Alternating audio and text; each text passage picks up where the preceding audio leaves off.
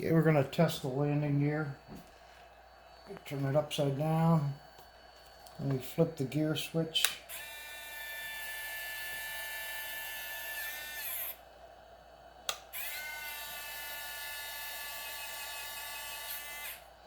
And the gear is working. Okay, we're going to test the camera. Power it on.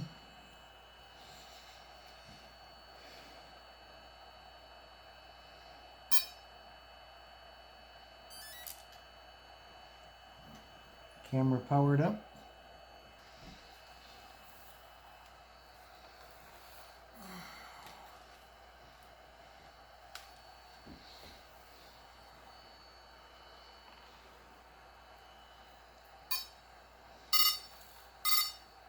Gimbal's working.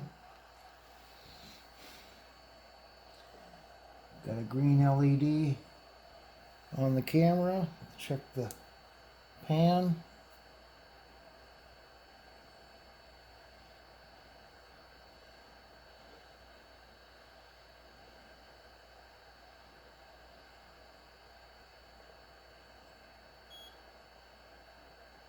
Okay, pan seems to work.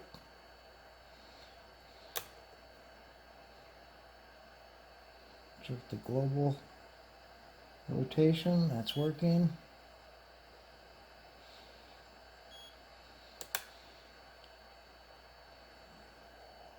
Check the vertical, that works.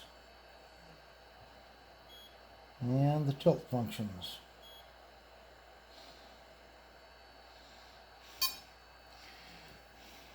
Check the camera settings.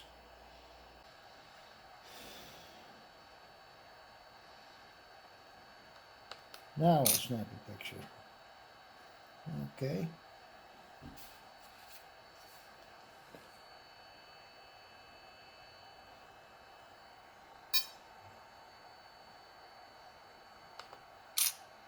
We have another picture.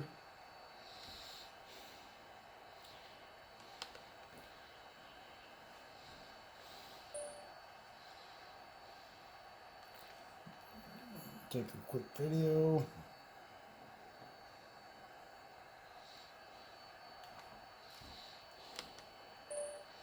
Okay, everything seems to be functioning.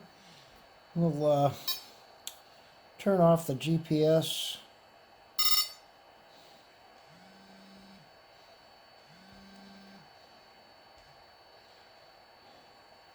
And we'll see if we can get the motors to start.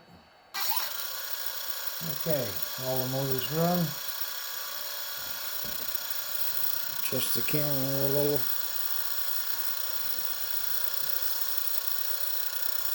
Check for vibration.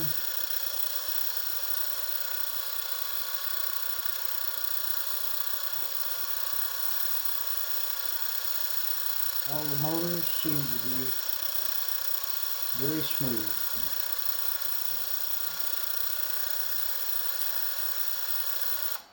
Shut the motors off. Okay, we got two whites on the back, two reds, a red, a blue, and a green.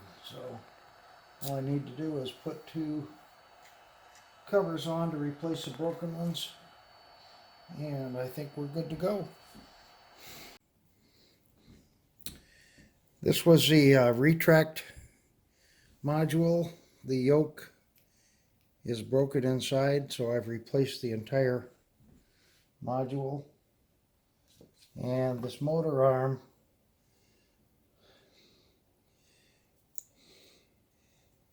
was broken on the outside, right on the motor pod, which would be dangerous. You can't fly it.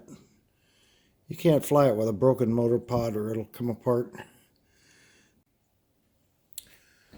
One thing I'd like to mention is the battery. When I got the battery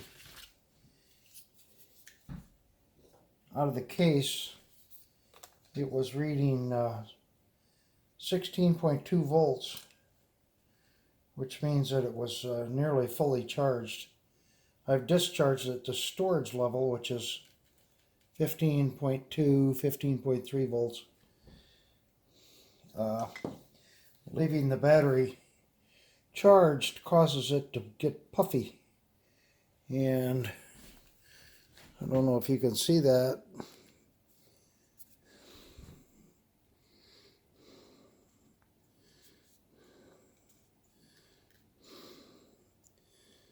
But the battery has